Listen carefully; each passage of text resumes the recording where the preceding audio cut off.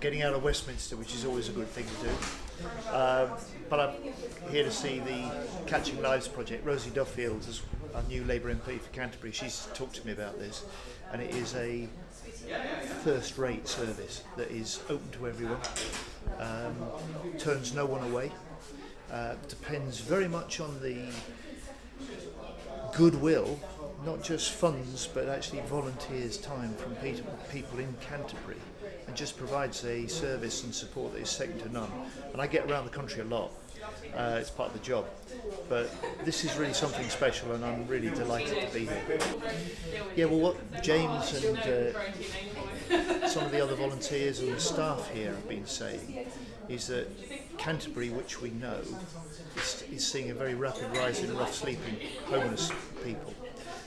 It's in common actually with a lot of other places in the country, but this is one of the hotspots in the southeast, like Brighton.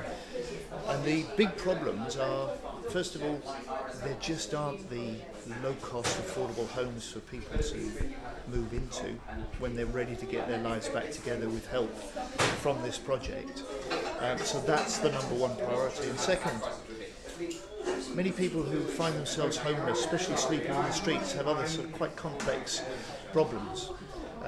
Got some great support workers here, but often perhaps the access to mental health services, or to drug and alcohol treatment, or to some of the other sort of specialist help that needs to be available is sometimes too slow and too difficult to get hold of.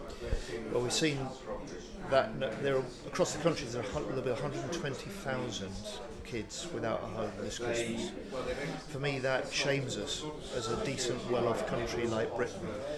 And my argument to Conservative ministers is that it does not need to be like this.